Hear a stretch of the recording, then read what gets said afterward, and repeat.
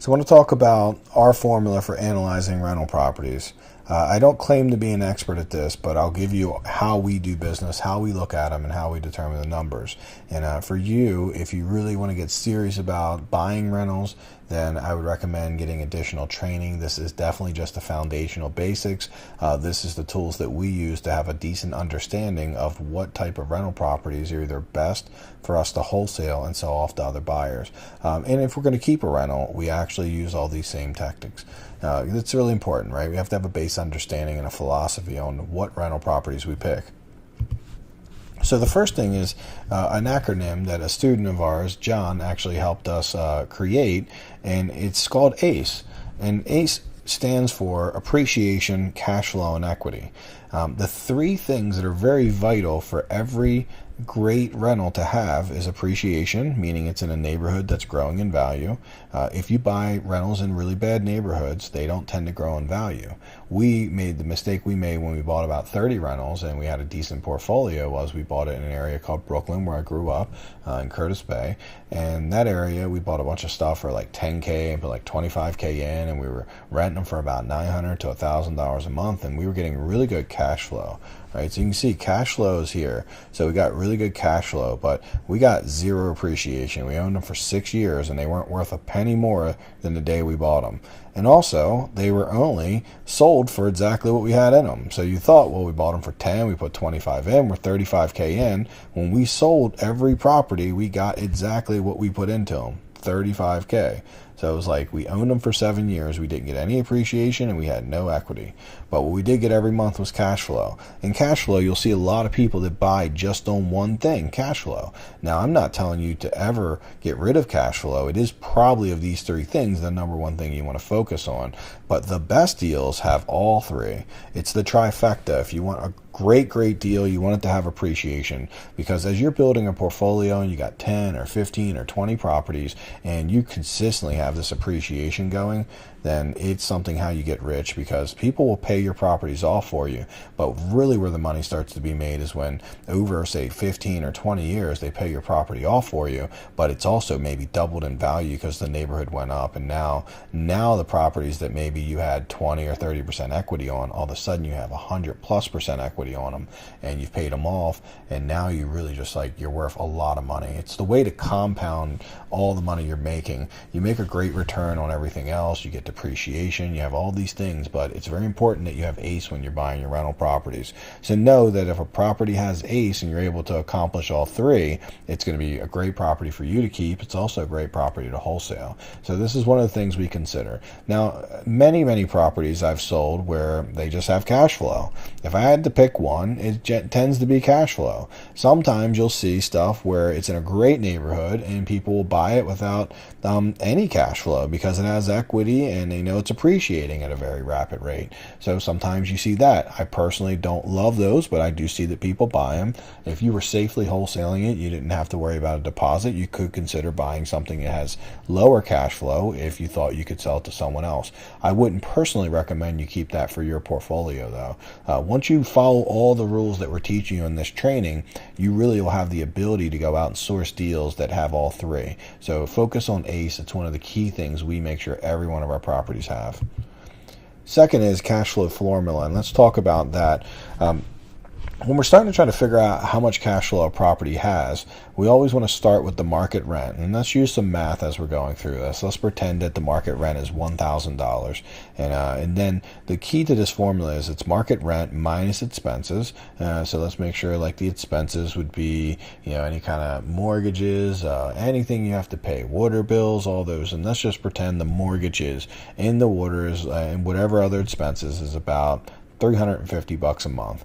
So we have $350. Now we have taxes and insurance. That's the next thing we have to minus off. And let's pretend that the taxes and insurance are $150 a month. And then management's our last fee that we need to minus off, and that usually is about 8 to 10%.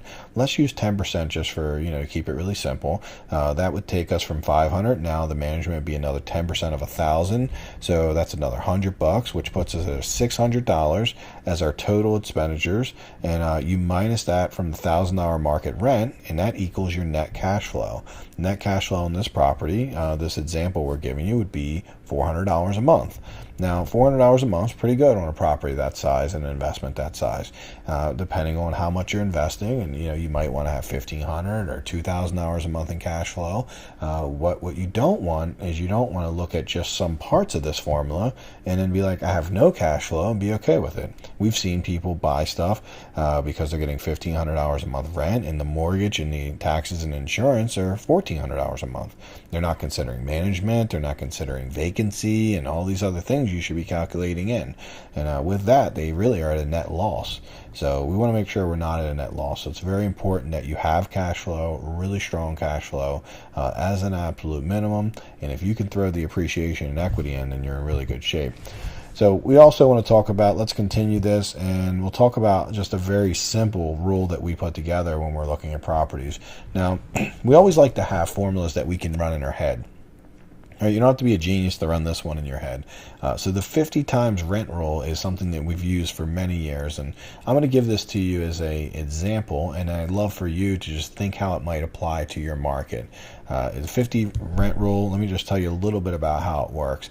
So the rule of 50x rent, let's go back here's how it works exactly. So if somebody says, hey, I got a rental I want to sell you, and you could take a phone call and you want to kind of figure out its value, we'll know that rentals tend to be appraised as like what they make. So it doesn't really matter if there's, what it's worth once you fix it up. If you're trying to sell it as a rental and that's your play, then you're going to really want to consider and make sure that it has good cash flow. So 50x the rent rule means that if it's $1,000 a month of rent, that you would pay $50,000 for it. Now, the key to this is there are variables, and that's what we want to get in here. So you can see that in an A neighborhood, and an A neighborhood is that neighborhood we talked about earlier where it has like no cash flow, but it has tons of appreciation, it's super desirable, and the house has a lot of, just really good equity because it's appreciating so quickly and are very desirable. These don't tend to be the best areas to rent, but when you are buying in these areas, because they have so much value to them, you can pay 70x. So a house that was getting $1,000 a month rent, you could pay $70K for. And the reason why you're paying so much for it is because you can easily make that up in the appreciation and just its value. It's probably even worth just $70K no matter what. So then 60x is like a B neighborhood. A B neighborhood is like one step under those really desirable neighborhoods. That tends to be your first-time home buyer neighborhood. Where they have decent schools, usually single families, just a nicer house in general, but not going to be the nicest. Not going to be that neighborhood everybody's going crazy over. And in that example, we would buy at 60x the $1,000 a month, which would mean that we'd buy it for $60,000. And so that's what a B neighborhood is. Now, a C neighborhood, what we call a C neighborhood is a neighborhood that is somewhat transitional. It's not, it's got some crime. It's not a complete, like you're going to die instantly for being there. And, you can get some decent tenants, but you have to do a good job of weeding. And this tends to be like the area I grew up in, Brooklyn, we would consider like it was kind of on the border of D going into C. So we would buy things usually about 45 times the rent, maybe 50 times the rent max. And, really more like 40 to 45 because it kind of was like we'll call it like a C minus D plus. It was on the cusp a little bit depending on what part of the neighborhood you're in. But a C neighborhood is a pretty solid neighborhood. It does have some appreciation, not going to have great appreciation, but it has some.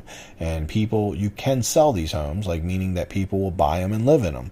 And so you do still have some people want to live in this neighborhood and even purchase houses in this neighborhood, which gives us a little bit of an upside if we ever want to sell one of these as a rehab. So we get multiple exit strategies with it. So we like C neighborhoods. A lot of rental portfolios are built in C neighborhoods because they hit this perfect sweet spot of getting great rent and also making sure that it's good enough that it's a safe neighborhood so they're easy to rent.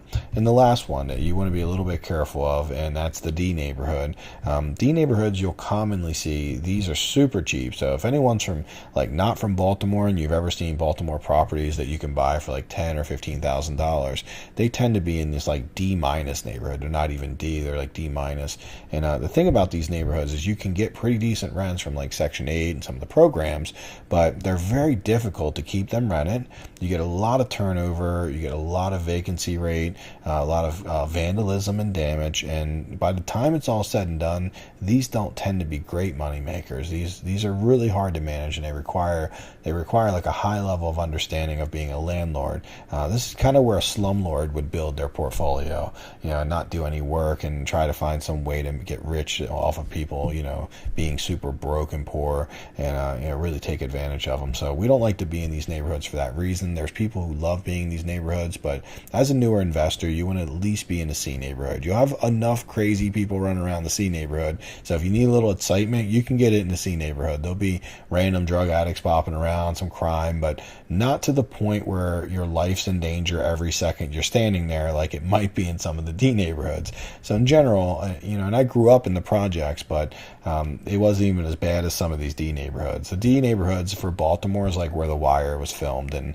it's just pretty unsafe, like just completely ridden with drugs and crime, and it's just not a great neighborhood to be a landlord. If you can't collect your rent comfortably, then you probably shouldn't be a landlord there. So, and also, I would say the major reason that I don't like going in these areas, though, is because they don't gain any appreciation.